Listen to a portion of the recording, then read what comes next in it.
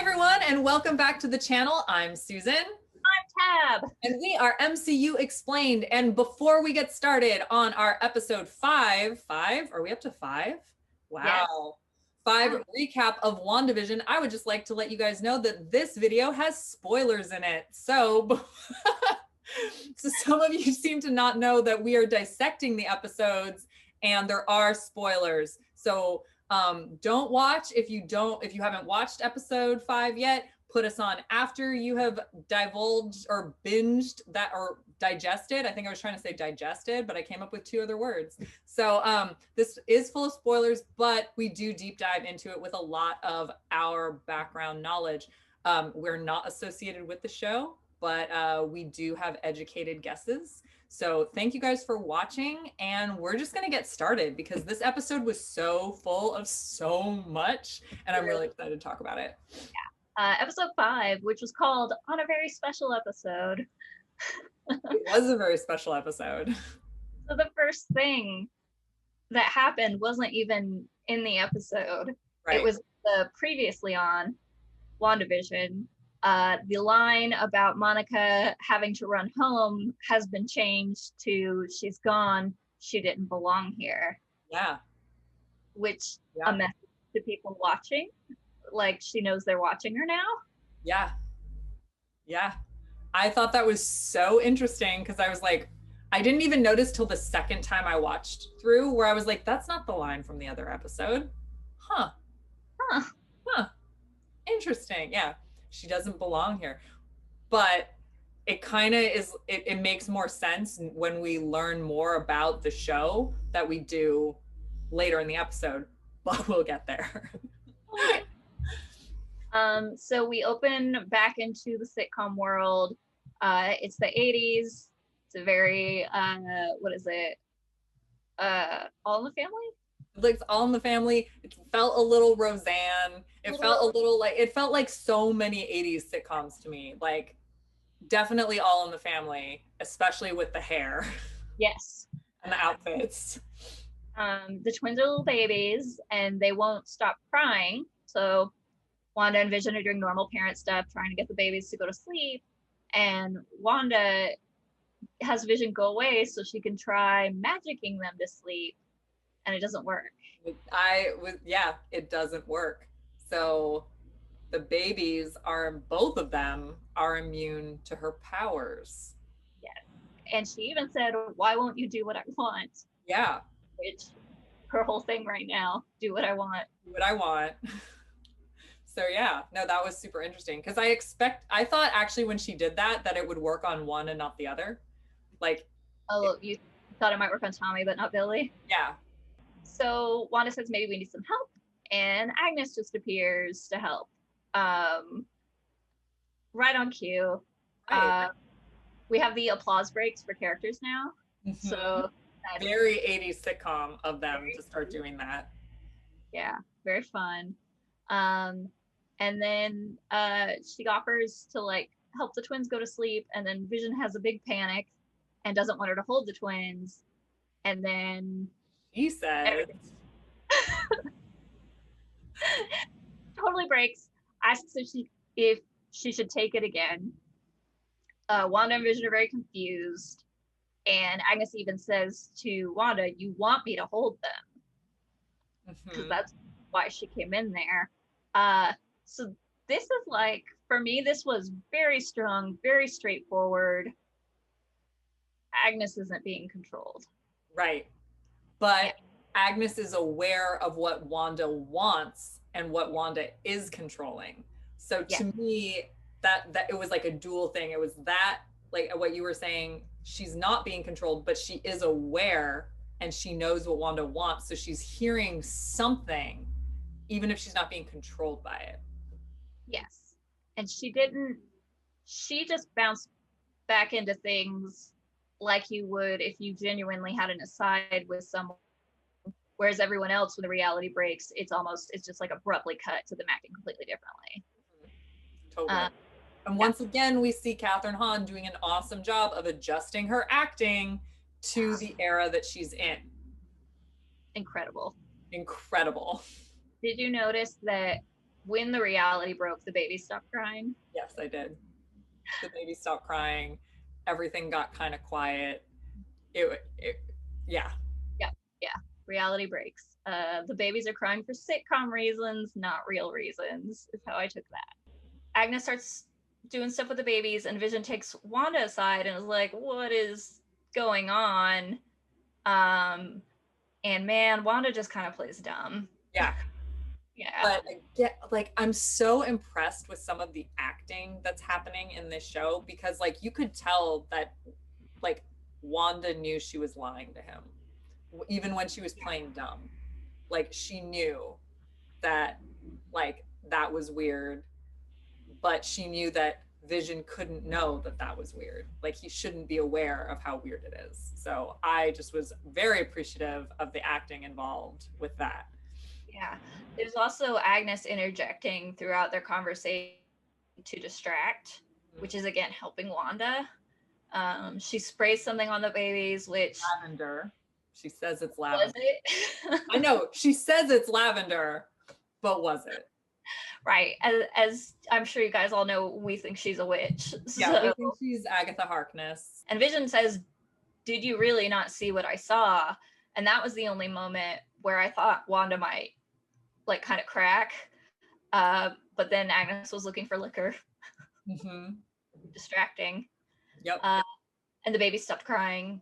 Because they aged up. They looked about 4 or 5. 4 or 5, yeah. Yeah. Agnes, unfazed by this, she even says, "Kids, you can't control them no matter how hard you try." Mm-hmm.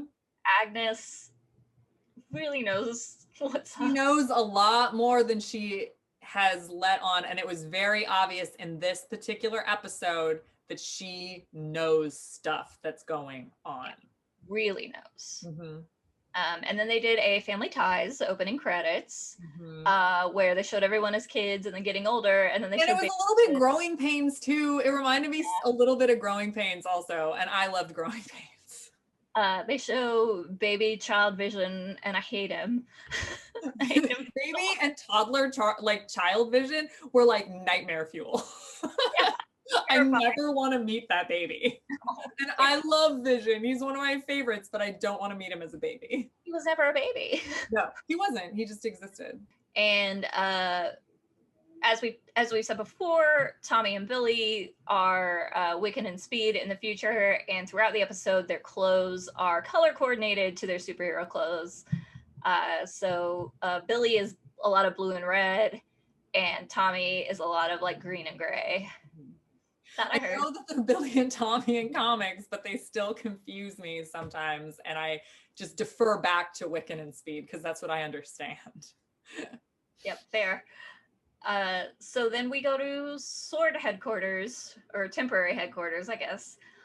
So now this is the first episode that's going to go back and forth, really truly back and forth, not them watching the show.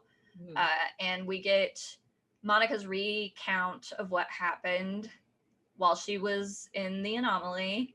A lot of pain, Wanda's voice in her head, a hopeless feeling like drowning, which she recognizes as grief, which makes sense. Wanda is grieving everything, really.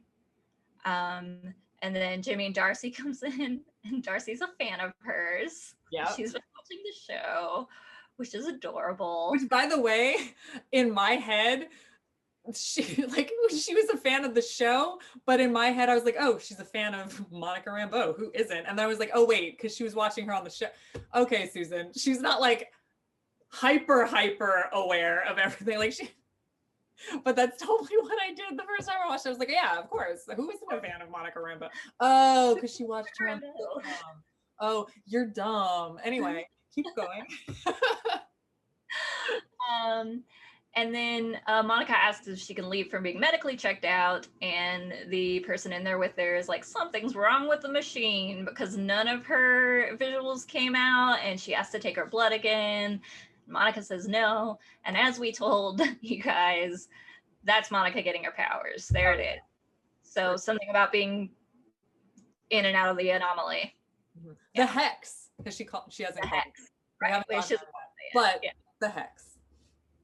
Yeah, so the start of her powers, which since her powers are very electromagnetic based, that equipment and stuff is never going to work for her again. Not going to work on her. So. And then they go into a meeting that Director Hayward has called.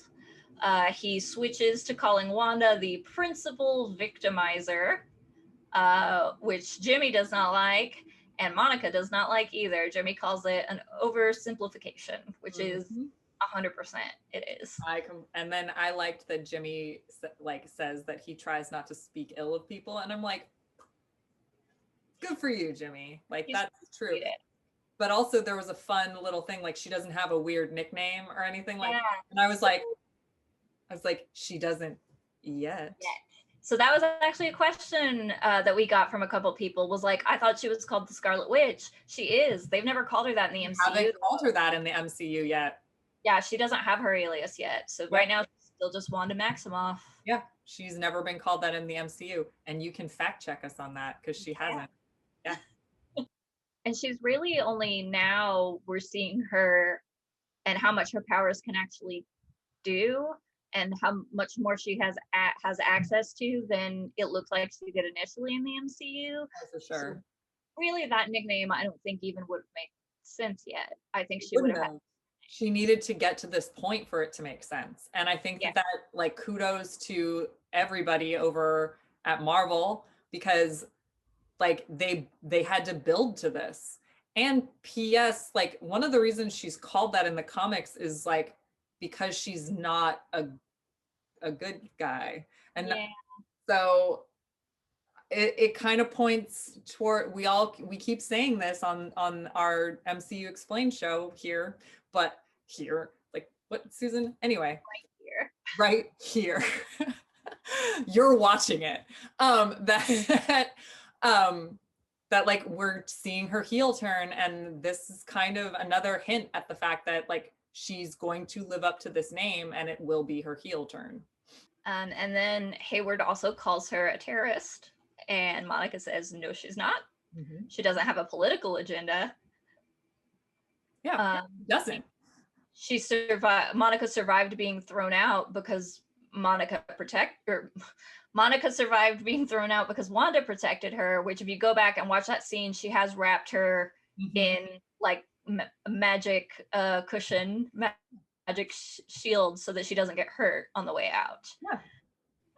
And Monica says she put up her own quarantine, like she put a barrier here so no more people can't get in or out, and that she doesn't think it was premeditated, which we find out later in the episode there's no way it was premeditated. Right. It just happened. Right. As far as we know. As far as we know. Then Hayward shares the footage of Wanda breaking into Sword to get Vision's corpse. The image of her walking up and finding Vision in like pieces thrown all over tables is a panel out of The Vision and the Scarlet Witch. She wasn't happy then, she's not happy now. I question that footage. Keep going. Yeah. I question that the footage is suspect. They've painted such a picture of of him wanting her to be a villain that I question the validity of the footage. Yeah, and I know, and we both know, because I'm sure some of you watching this are thinking this, yes, we do know that Endgame originally had an end credit scene that was Wanda going to retrieve Vision's body. The description of that scene is very different than what we saw. Let's just say that. Yeah, exactly. So yeah, maybe she did go get it, but maybe it wasn't as violent as the footage made it look. Maybe she wasn't as like villainous as she appeared. I just question the validity of it, because like we were saying, Monica and Jimmy keep trying to not defend necessarily, but give a more factual encounter of what's happening in the briefing room. And Hayward seems to constantly spin it with these like trigger words, like, primary victimizer, terrorist, like very big trigger words for a lot of people, especially if you work for a place like Sword. So, and I mean, in general in life, but that's a different thing. So, but like Jimmy and Monica are constantly interrupting, saying that like that's not entirely true. So the fact that he's presenting this footage, I can't imagine the footage isn't, he does have a political agenda. So potentially the footage is altered to his political agenda. Yes. And he also brings up that her doing that is in violation of the Sokovia Accords. So those are still a thing. But okay, so Wanda was Team Cap in Civil War. Right. Did she sign them? No. So? Jimmy points out that it's also in violation of Vision's living will, which had him never wanting to be used as a weapon, which I think Sword was in violation of. Right. And I was going to say, is she using him as a weapon? Because I don't know that she is yet. Not yet. He has his normal powers, but she's more using him as a husband and father. Like as a puppet? That's like oh, it's so upsetting. But I have questions about that, but we get to that later. Yeah. So yeah, the living will is a little bit more troubling to me because I don't actually think she was in violation of the Sokovia Accords because she never participated in them. That's fair. And then of course Jimmy and Darcy always asking the questions that we're thinking, which is how did she bring him back without the Mind Stone? And what happens when he learns the truth? Very good questions. Very good questions. One of them is kind of addressed in part, sort of. Yeah. But we'll get there. So then we go back into the sitcom. Which I love the transitions back into the sitcom because they are legit, like when you came back from commercial, because, you know, we used to have to watch live TV when it happened. So when things came back from commercial, there was always a little musical number and an establishing shot. And then they would it's so perfect. How they do this show is just mind-blowingly perfect. I'm so impressed with it constantly. And that was just one of those little tidbits that they added in that they didn't have to, but it just makes everything more awesome to watch. Yeah, it was really great. So the twins are whisper secrets, washing something in the kitchen sink, which we know is a dog. At this point, while we were watching, my husband hates when bad things happen to dogs in things. I mean, don't we all? He hadn't read the comic, which this dog is the dog from The Vision by Tom King. And I said, hey, that dog probably isn't going to live. Like, I just yelled it. You kind of have to warn them. Yeah. Just so you know. Yeah, just so you know. Ugh. Yeah, and I mean, I wasn't watching it with anybody, but I was like, oh, right. Oh, great, here's that dog. Because I don't like it when bad things happen to any animal, but I was like, oh, like remember, you got to remember, Susan, something's gonna happen to that dog, and you're not gonna like it. That dog. Yeah. The kids want to keep the dog, of course. And Wanda starts to be swayed on it as well. And Vision comes in, and he's dressed very nice. And Wanda comments on it, and he says, I had a hunch someone might pop over. And then Agnes comes in with a doghouse. And then he says, with the exact item that we need. Yeah. So Vision is catching on to a lot now. Yeah. Yeah. And Agnes names the dog Sparky, which is the name of the dog in the comics as well. So that's fun. And then Sniffy, I was like, that's a dumb name. Like, I said that out loud. I was like, and then I was like, Susan, they're 4. Like, calm down. Yeah. 4. Yeah, and him actually electrocuting himself is like an Easter egg for that comic because the way, well, man, I keep trying not to spoil this comic, but like it keeps coming up. The dog in the comic is spoiling this comic. If you're watching the comic is electrocuted. For me, sometimes I read the book after watching the movie. So this could make you want to read the comic all the more. And hopefully it does, because this is so well done. And Tom King is such a great writer that we hope that you do pick up this comic. By the way, my local comic shop has been sold out of this comic since this show started.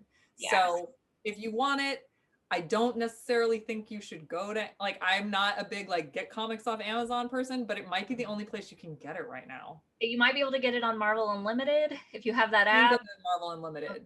Yeah, so if you subscribe to that, you can definitely get it in Marvel Unlimited. But if you want the physical copy of the book, you might have to get it someplace like Amazon or maybe Barnes and Noble. If like you're just gonna have to go to a big chain because a lot of local comic shops are out of them. I even called a few in the Bay Area that like aren't mine just to see, and they're out, totally out since the show started. And if you do want to read it, it is different enough from the show that there will still be like surprises and fun stuff because it's just I really are liking the way that Vision's portrayed in the show, which by the way, there's like now Paul Bettany thirst tweets and I'm like, where have you all been? He's been hot since like A Beautiful Mind and freaking like Knight's Tale. Like why are you guys just discovering that he's like gorgeous? But now fine, like, however you do it, it's all up to you. But if you're really liking the Vision in this show, you should definitely pick up this book. Yeah. Side tangent. Back over. Wanda makes a collar with magic for Sparky. Agnes doesn't notice or care, and it upsets Vision because it's not what they've agreed on. Wanda says she's tired of hiding, and he says, "What aren't you telling me?" And the kids interrupt them. So again, people are chiming in at just the right moments to keep Vision and Wanda from having to have a serious conversation. Isn't this the point where he said we're normally so much of the same mind? Yes. I believe. And that, because it was either, I think he actually said it twice. I think he says it here and then he says it again, but it's like a variation of that line both times. Yeah. But I was like, this is interesting because also we know from watching, all of the Infinity Saga that the Mind Stone technically doesn't exist anymore. Like, so is that what that's referring to? The fact that like this stone, like they used to be so in sync because there was this stone that they were both made from, and now the stone doesn't exist. So they're almost like moving farther apart as they're moving farther away from the existence of the Mind Stone. That was my metaphor. Again, I have outlandish theories, but that one was one of those ones that was like the repeating of that particular concept of them being of the same mind, and then not so much as the show has gone on. Well, even the fact that like there's also Wanda has more information than Vision. She knows what happened. And then Vision, we still don't really know how he's alive or where his thoughts and feelings and stuff are coming from. So it's also plausible that they're both different versions of themselves now. Yeah. It's also like we'll get there, but there is also how does he have his powers without the Mind Stone? Great question. Anyway, go ahead.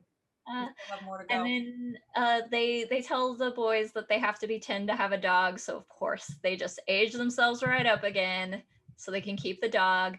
Agnes does not care. Yeah, doesn't care. We go back to Sword with a shot of Jimmy bringing coffee. I got so happy about that. So Darcy got her coffee, guys, and Monica got one too. He had 3. Yeah. He had 3 coffees. I was like, good for you, Jimmy Woo. You're like, I'm always happy when he shows up, and now he has coffee, so it makes me happier. So Monica's working on how can she go back into Westview because she wants to go back in and talk to Wanda because she doesn't feel like she said that Wanda is necessarily a villain here. She has a really complicated sciencey way of maybe somehow getting in with like this mobile tech. Kind of. She would need an aerospace engineer who would be up for this challenge, and she starts texting someone. Who's that aerospace engineer? I know who Tab wants it to be. I want it to be, or think it could be, Reed Richards. I agree. I think Yeah, he's one of the options. Another he, option that I thought of, though in the comics, she is not an aerospace engineer, but we do know that there is a TV show for Disney Plus coming out called Ironheart, and it is already cast. I think it could be Riri Williams also, because also we know that Iron Man has, like, Tony Stark has died at this point. So we need another Iron Man. It could be establishing her as something slightly different in the MCU, because the MCU does like to do that. They'd like to tweak just a little bit. But we also know that they're folding in the Fantastic Four. So both possibilities are completely plausible at this point. I would love it to be Reed Richards too. I will be so happy if it's him. We don't even know at this point if we'll like even see this person in the show. Like, we might not find out who this person is until way later, right, and it pops up in their thing. Right. The other options for the aerospace engineer are Rhodey, Carol, Shuri, but everyone in the room knows who those people are, so it's weird that she wouldn't mention them by name. Right, exactly. And we know from about 2 lines later, oh right, for some reason, Monica and Carol aren't talking. Not in a good place together. Not in a good place right now. So there are options as to who it could be. It's probably someone new. It could be a situation like Doctor Strange, where the accident with Rhodey happens, and then we don't find out till the Doctor Strange movie that he was actually called about that, and then chose not to fix him. Not exciting. Yeah, not exciting. Not exciting enough. So it's stuff like that. We might see in that person, like maybe if it's the Fantastic Four, we might see him get a text from Monica, or if it's Riri's show, we might see her have to help Monica on that side. So we might not know who that person is even in this show. Hopefully we do though. Hopefully we do. They're introducing so much in this show. Yeah, if this show like snuck in a huge like, we already cast Reed Richards, here he is on the show now real quick, that would blow me away. And I mean, Lizzie Olsen did say that there is a Luke Skywalker size reveal that is going, like Luke Skywalker and the Mandalorian, there is going to be that type of thing at the end of this show. So it could be that Reed Richards has been cast and he shows up to help. Yeah. Or it could be that Doctor Strange is in this show. Who knows? Could be that Doctor Strange shows up. Very likely. It's very likely. By the way, right now I'm Wanda in the Sanctum. What? Sorry. Oh, and here's where Darcy calls the anomaly the hex because of his hexagonal shape. But also, a hex is a thing that a witch does. Hinting once again in the same episode that she's headed towards her new nickname. Jimmy asks if we've identified minors and the babies that Wanda's using for her show. And Monica explains for the first time, everything in there is real. It might look fake, but those are her kids. And everything is solid matter, which means Wanda's operating with an insane amount of power. Which points to the fact that perhaps someone is enhancing her power. Maybe someone is magnifying it. And then they point out right that she was made with an Infinity Stone. Yeah, somewhere around here. And it was because Monica says, like, she came close to taking down Thanos, no one else did that. And then he was like, I would argue Captain Marvel did. And then she was like, wasn't she also made from an Infinity Stone? And then that's when she's like, we're not talking about her. And I was like, why? But why? Yeah, so here's the part where we see that something's up between Carol and Monica. I'm gonna guess that Carol hasn't been back since Monica got back. That's my guess. Because when someone is sort of like an aunt or a parental role to you as a child, and you went through something really hard, you disappeared, and then when you came back, you found out your mom had died while you were gone, and you don't know where your aunt is, and she hasn't contacted you, that could definitely cause some bad blood.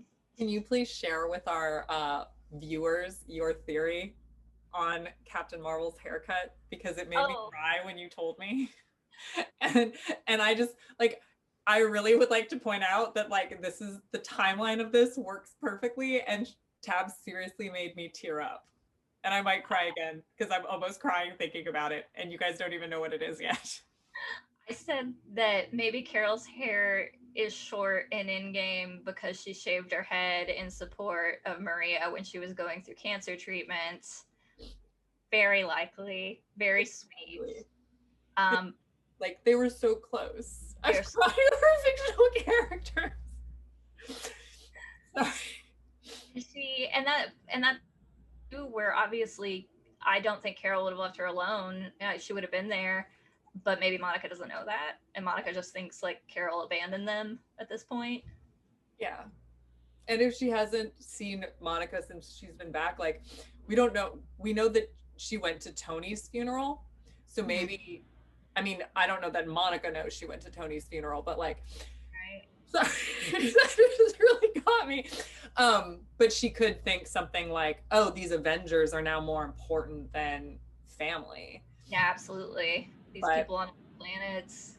yeah, Yeah. so it could be a bunch of stuff like that, but hopefully they make up. And then the other thing that it could be even more tough that Carol hasn't reached out, because as we know from watching her come back from the blip, one of the last voices before she materialized was Carol's voice.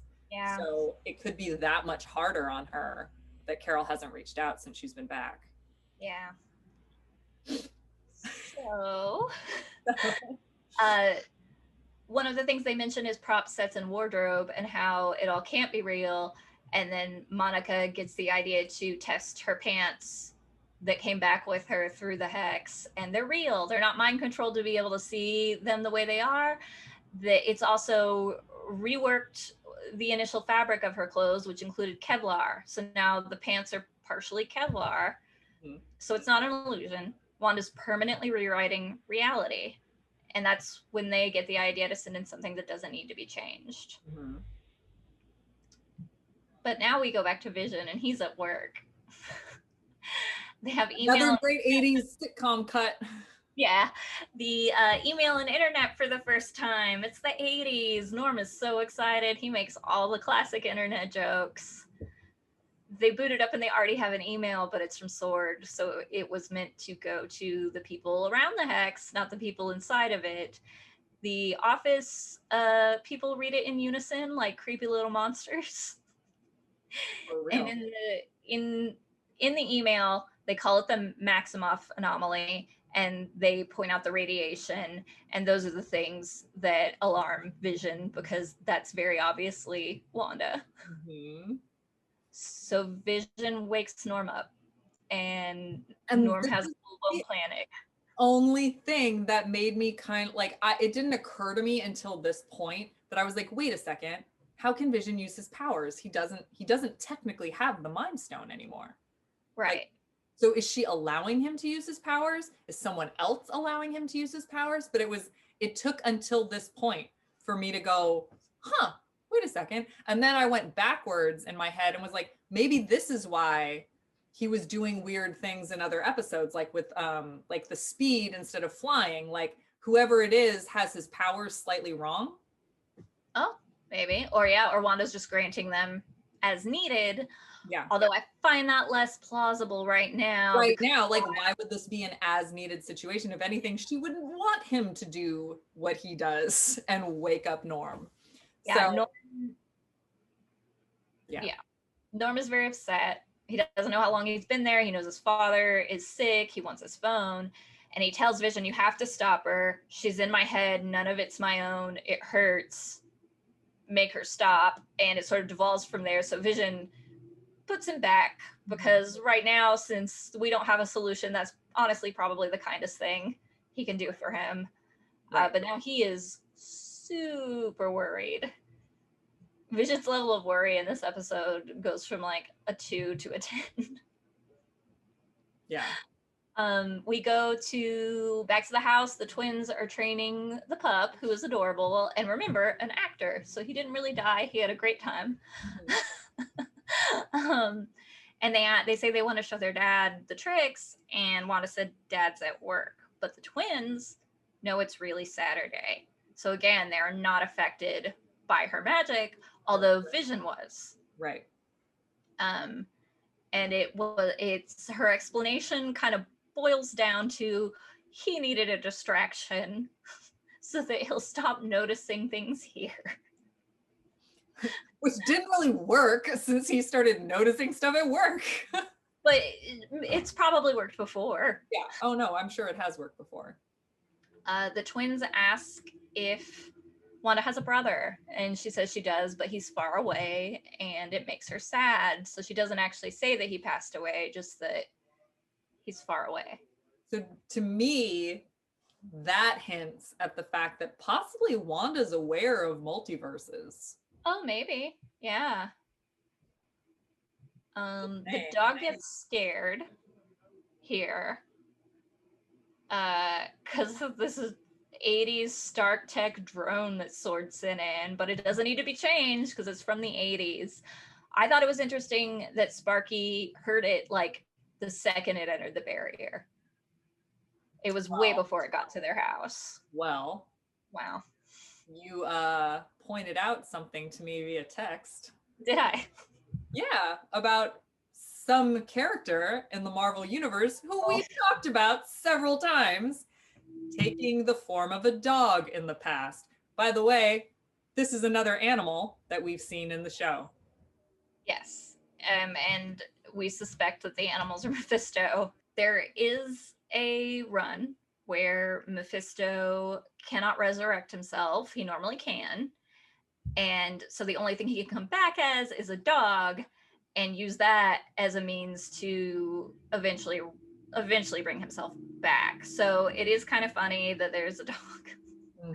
Now, when we think the animals have maybe been Mephisto the whole time. And they've been building, you know, yes. Like they started out as potentially a lobster. We still don't know. Mm-hmm. They've just built from there. Lobster, a bunny, a stork. Wait, I skipped something. Yeah, no, lobster, bunny, stork. There wasn't an animal. There wasn't an four. Yeah, because that was entirely outside of the hex. The hex. So the drone gets to her house. Monica's trying to talk to her. Wanda's eyes go bright red. Classic Wanda. And Hayward says to take the shot, and Monica didn't know that there was a missile or something on there that could hurt them. And then everything goes wild. Their internal alarm for a breach of the force field starts going off, and they all run outside, and Wanda comes out of the hex like a badass. Yeah. She's got her normal clothes on, her normal hair. She's dragging the drone behind her. She says, "This will be your only warning. Stay out of my home." There's 1,000 guns pointed at her. She's concerned about none of them because there's like a billion green dots all over her, and she's just like, whatever. Her Sokovian accent is back, although still pretty light. It's still very clear that she worked at some point to not sound. Yeah, but it was there. I noticed it too. Yeah. She does not like that Monica's there. Says, "You're still here."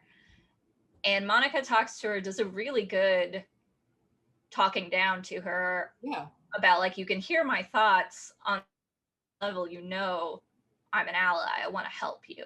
Right. But then Wanda says, what could you possibly have to offer me? She already has what she wants. Yeah.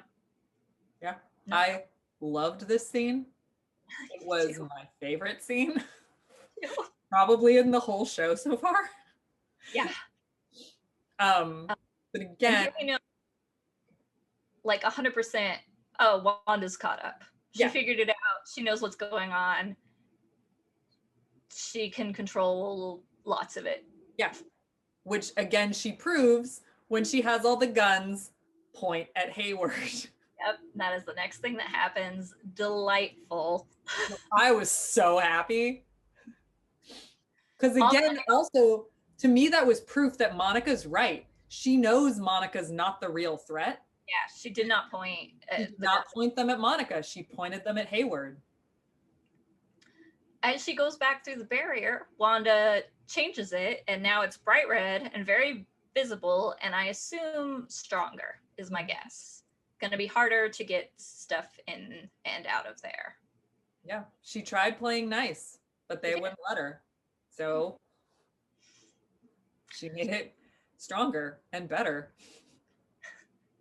And I'm here for it. This is hilarious. He really wants to be on the show, apparently, because he's like been headbutting my back for like the past 5 minutes.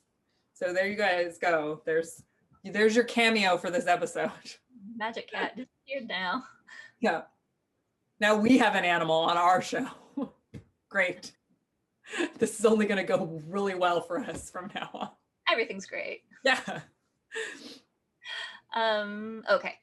So then our commercial for this week, we're back to commercials, same cast for the commercials, and it's for the Lagos brand paper towels. And someone spills red drink everywhere. So for those of you who might not remember what Lagos is where Wanda uses her powers with the Avengers and accidentally kills a lot of civilians in the process. She was saving Cap, but ended up killing civilians. So again, something traumatic that happened to her, because we remember from Civil War, Cap turns off her TV because he doesn't want her watching the coverage. And he's like, this wasn't anybody's fault. And she's like, no, it's pretty clear whose fault it was. Yeah. She took this really hard. Yeah, she took it really hard, supporting, again, the traumatic events theory moving through. And so I was like, is the next one her having to hurt Vision? Maybe. This commercial had my favorite tagline so far, which is Lagos for when you make a mess you didn't mean to. It also like super applied to the event that it's referring to. Yeah, she didn't mean to do that. It didn't sound, I will talk about it more later, but it doesn't sound like she meant to do what's happening now. Right. Yeah, whoops. All whoopses. All whoopses. All, I think, her figuring out her powers in different ways. Yeah. So we go back to the sitcom. Sparky's run off. The twins and Wanda are looking for them. We have another interaction with the mailman. We're focusing on the mailman occasionally. I don't know who he is. I guess my best guess is that he might be the person in witness protection if we're kind of focusing on him occasionally. Yeah. It'll make sense. Also, Dottie hasn't shown up for a few episodes now at this point. Yeah, Dottie's been MIA. But he does say, your mom will make sure he doesn't get far. So he knows. They all know. They all know Wanda's in control of something. Yeah. And I also thought it was weird that Wanda didn't immediately know where he was. So the dog was not her doing. Right. So she didn't make the dog. We realized that because she didn't know where it was. The dog is out of her control. Again, like the stork, how she couldn't get the stork to do what she wanted it to do. The lobster, like, again, the more I think about it, I think the lobster is connected because when she was trying to make dinner, she could manipulate the eggs and the chicken and stuff. The lobster didn't get manipulated. No, it flew out the window. Flew out the window. So then the rabbit was doing its own thing during the magic show. I really think that these animals are something else. Yeah. She can't control the animals, apparently. So neither can I. So Sparky died. Agnes has him wrapped up. She looks genuinely upset. She does look genuinely upset. And she says that he ate a bunch of her azalea leaves, which, hi Smokey. Which eating the azalea leaves, okay. Wondagore Everbloom is probably what he ate. Whether or not that comes into play, I don't know. Yeah. It has to be twice consumed, which means he would have had to eaten it, she would have had to kill him, and then cut him open and eat it again. Who knows? Maybe she did. She did. You know what was also interesting about this scene for me is that Agnes isn't wearing makeup. A lot of times right. Like we've seen her done up a lot. Yeah, she's always done up. That's a great catch. I didn't catch that. And then she just wasn't this time. And maybe it was because she was at home, or maybe it was because she was doing some witchy stuff and need to be all made up to do that because she needed to do her spells. Yep. So the twins are very understandably upset, but Wanda stops them from aging up, and she tells them that grief is powerful, which who knows that more than Wanda Maximoff, who every time something horrible happens to her develops another radical power. Even in Age of Ultron, when she felt Pietro die, she like set off a shockwave. Mm-hmm.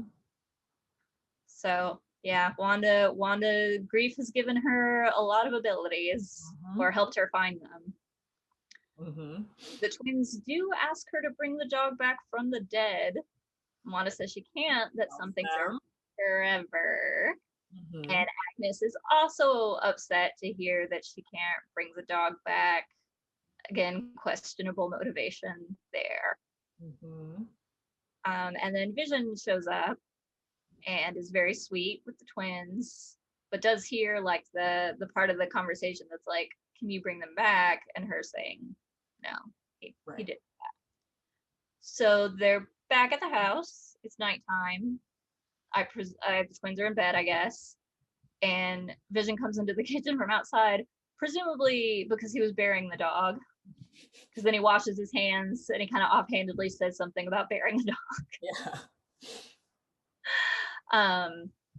And then he tells Wanda he spoke to Norm. He freed him from Wanda's hold and spoke to him. And he tells her that she can't control him the way that she controls the others. And she says, can't I? And makes the credits roll. Which but they keep actually something we missed before is that Darcy points out that she was keeping the Stark 80s drone out of the shot in a potential way of editing what the people can see in her show. And the credits is kind of just another nod to that. Vision does say he thinks that whatever this is was subconscious at first. She only recently became aware of it, but man, they get into it and they fly, and he's yelling. He is furious. He doesn't remember his life before Westview. He's scared. And he says, why are there no other children in Westview? Boy, what a great question. Possibly because however this started, they didn't want to subject children to it. Yeah. Now, here's where Wanda says she can't possibly be in charge of everyone in Westview. She doesn't know how this started, but she is not managing the minutia of everyone's day-to-day lives, and she has no idea how this started. And here's where I'd like to point out, Norm never said anyone's name. Yeah. He didn't say Wanda's doing this, he said she. She. So maybe it's Agnes. So maybe Agnes started it. You know? Agnes started it, but someone who can mind control people to go through the minutia of their everyday sitcom life is at play. Yeah, totally. And I really liked the idea that like it's not all Wanda. You know, we've kind of been saying that from the beginning, that there's like, she is a very, very powerful character in the Marvel universe, but it can't all be her because her powers can't do everything that would be required to keep Westview going. So maybe it is her, like Monica said, Monica said it's Wanda, it's all Wanda, but maybe it's because she's being enhanced, or someone is taking her power and using it as an energy source to be able to control other stuff. That could be Agnes. And especially because Wanda doesn't tend to like inflict pain, at least not the version that we've known, because I get the whole like controlling the thoughts, making everything perfect, all of that, but Norm and Monica both said that there was pain there as well, like it was painful. Norm said he was in pain. Monica said there was pain and it was grief. So that could even be two separate things. That could be whatever the process of keeping an entire town under control is probably painful. But if Monica was maybe mostly only interacting with Wanda and that part of things.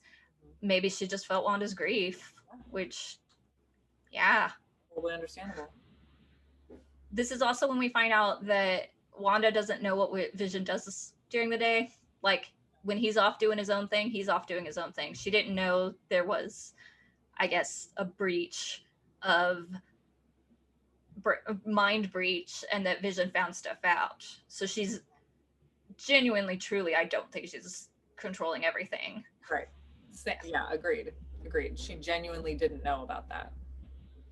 And so then the doorbell rings. Right, but right before that, it seems like Vision's actually starting to get through to her, and she was going to start telling him stuff, and then the doorbell rings. And then she says immediately, "I didn't do that."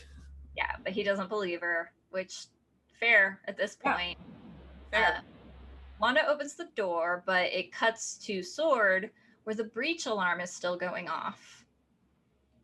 So there was another breach, because I sincerely doubt that's the same alarm as before, because time has passed. Right.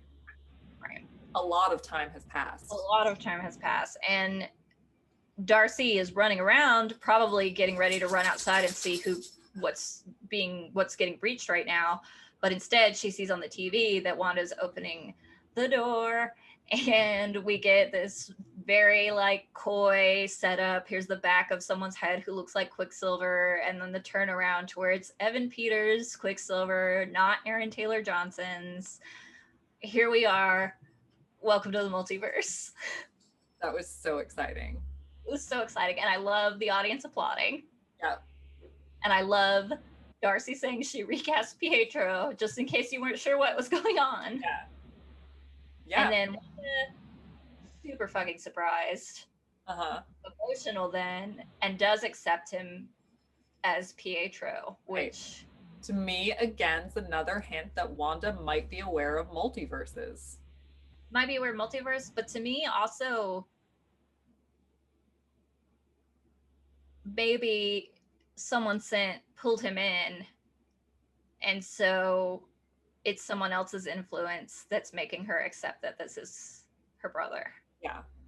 And also, now, as far as who pulled him in, right, and also the second breach could be him being pulled in very quickly, because it is Quicksilver. Yes. So I know in the last one we spoke about a leak, if you watch that part, which did involve Evan Peters. It'll be in the next episode. We're not going to talk about the leak again, but I do want to say that in that episode, we both talked about how maybe the likelihood of him being Mephisto or a villain is very high. But the way they set this up and the way they did this shot, I totally changed my mind. I think we both did. We both completely changed our mind. I think that this is Quicksilver from another multiverse. Yeah, I think this is Fox Universe Quicksilver, especially when he looked at Vision and said, "Who's the popsicle?" Yeah, that was very like Fox Universe Quicksilver. Yeah, so. He's a dick, especially when they introduce him in the Fox Universe. It's in Days of Future Past. In case you didn't know, that's an excellent film. If you want to watch it, definitely go watch Days of Future Past. It's one of my favorites of all of the X-Men films. Yeah. But when he's introduced, it's Wolverine is in the past, and he knows him from his current time period.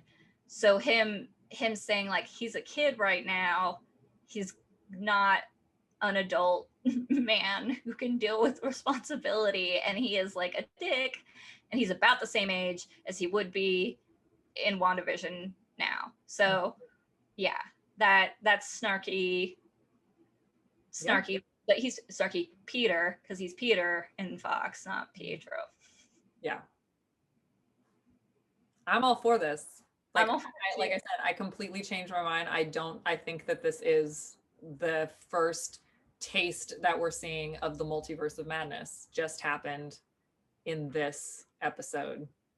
So many things could be causing this. Someone could have pulled him in.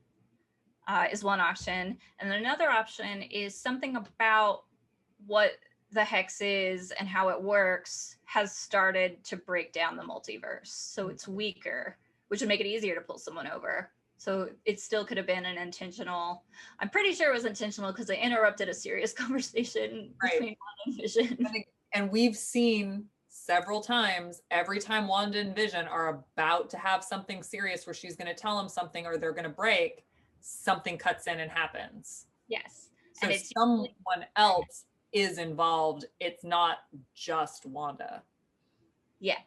So I think it might have been Agnes or etc. I'm sure she's keeping an eye on them. For. Yeah. I don't think Agnes is working on her own. Working on her own, working for someone. Agnes is the key interrupter, and her stopping by as herself wouldn't have been enough this time. Right. It had to be something to completely derail everything they'd been talking about. Right. Now, it also could have been the twins. Mm-hmm. Because she told them earlier, I have a brother, but he's very far away. So if you were to reach out with your little baby witch powers and look for Pietro and he's somewhere very far away, another universe makes sense. Yeah. He's so far away, he's in another universe. Yeah. And one of the things that she pointed out in that other conversation with the twins is like, he's always going to be your brother. Like, he's always going to be yours. Like, that was a thing. So even though she said he's very far away, they have in their mind, like, that's always going to be mom's brother. So regardless of if they found him in a different multiverse, he's still her brother. Also, presumably, the twins think it's the 1980s. Mm-hmm. And so when they go looking for a Quicksilver, they would have looked in the 80s. That's true. The age and where Evan Peters' Quicksilver, he shows up first in the 70s, but then he's also in the 80s in Apocalypse. You're right. It's true. I didn't even think about that. I love that. Yeah. For it, and then if it was Agnes or whoever, it would be more of a like, well, he needs to be roughly her age. Yeah. Yeah, because they're twins. So that's the end of the episode.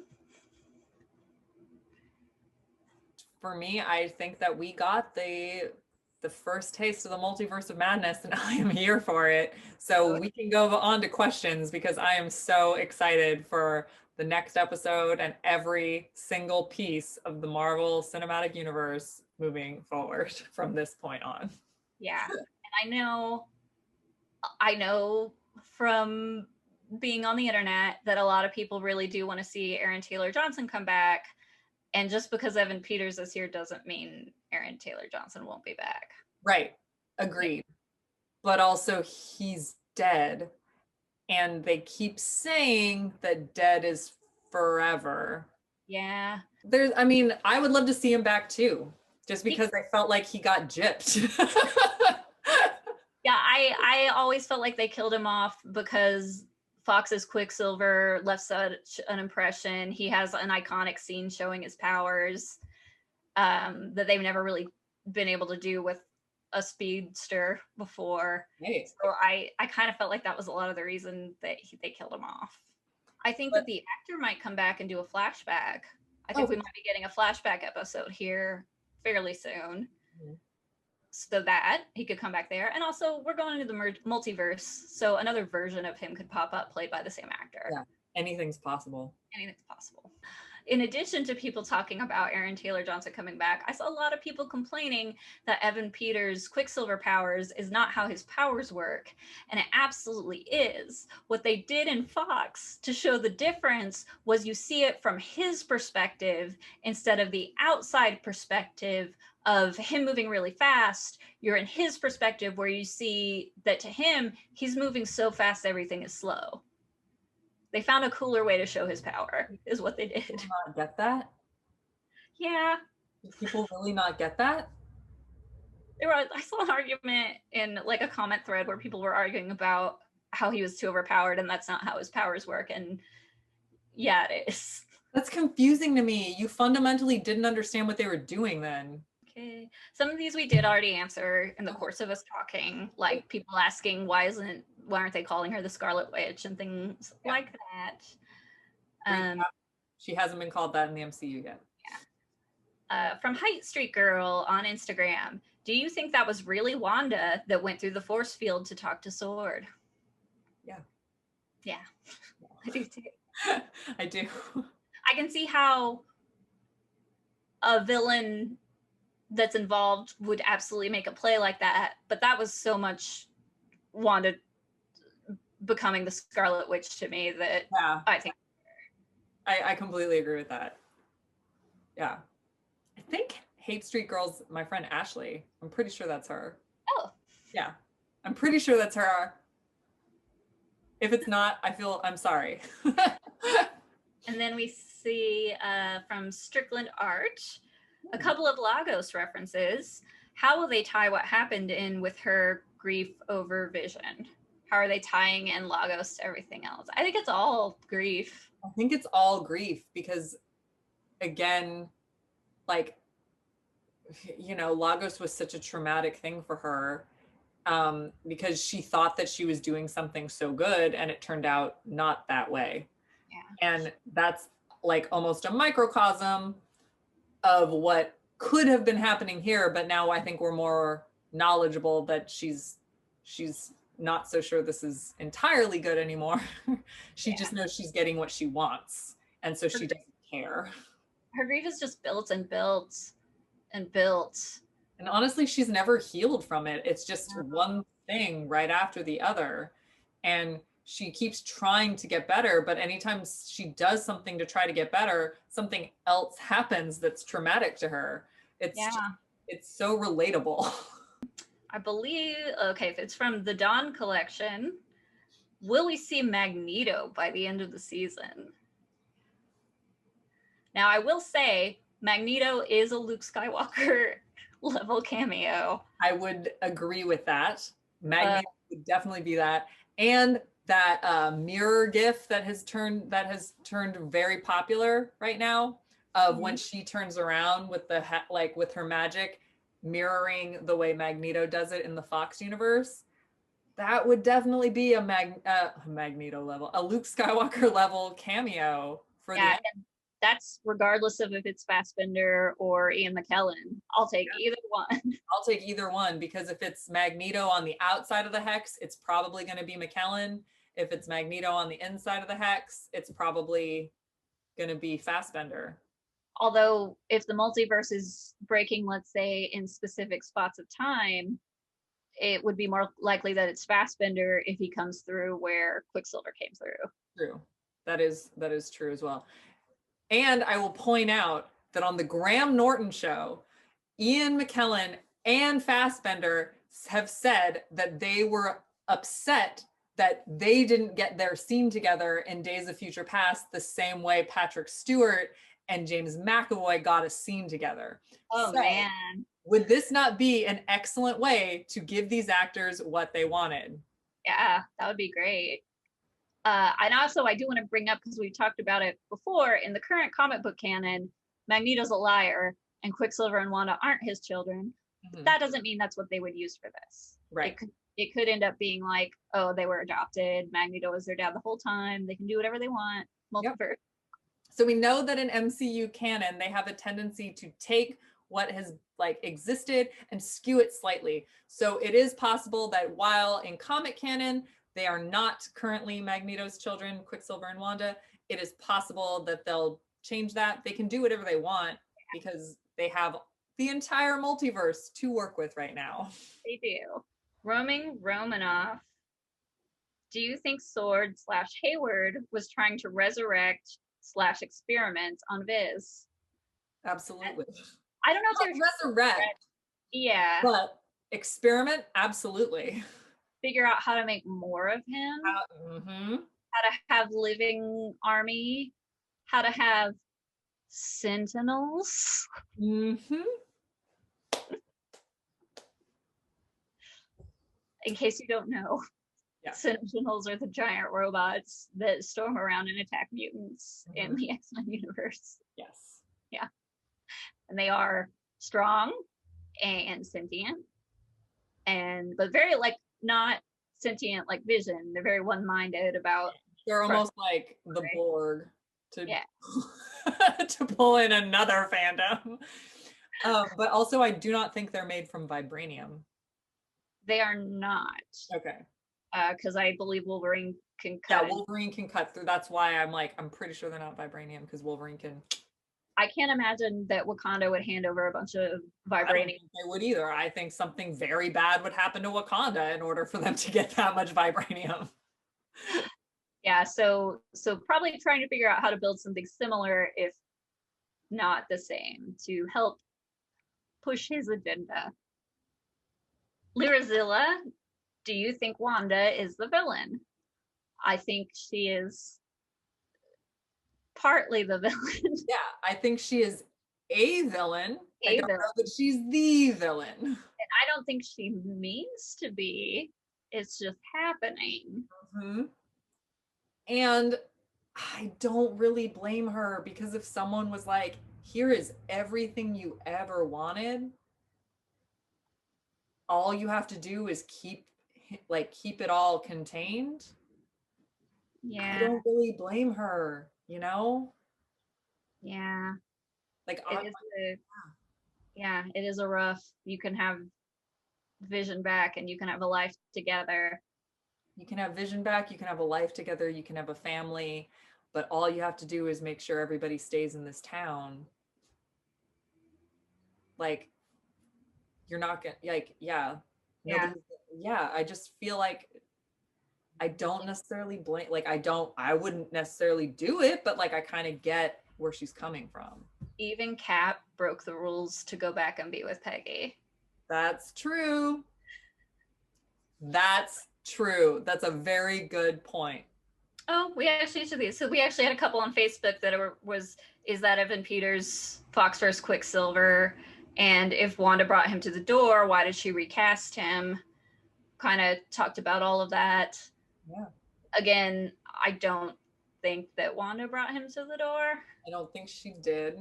I still stand by the rule that like Aaron Taylor Johnson's version's dead right now in the current world that we know. And also it's the 80s.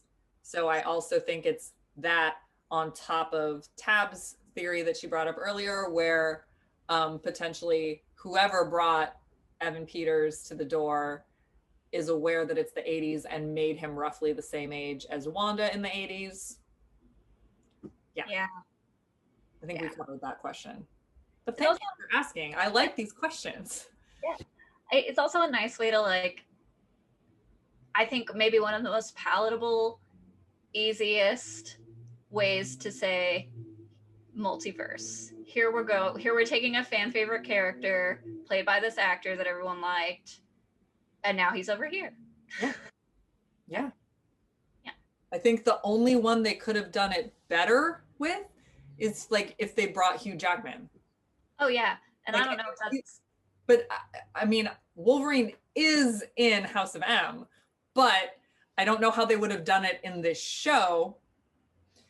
However, I think that he might be the only other one who's like such a huge fan favorite that they could have easily brought him over. And I honestly, I don't know if Hugh Jackman is down to do maybe more than a brief cameo. I know he was going to be in the third Deadpool movie, apparently, but I feel like him and Ryan Reynolds have a very special relationship where part of that is just they like to work together. And then, but again, Luke Skywalker level cameo. Yeah, Hugh Jackman. Doesn't make any sense. It makes no sense. Magneto makes way more sense. But yeah, I don't think we'll be seeing Hugh Jackman as Wolverine anytime soon, unless Ryan Reynolds, like, he loses a bet to Ryan Reynolds. Or Ryan comes up with a really great cameo for him. Yeah.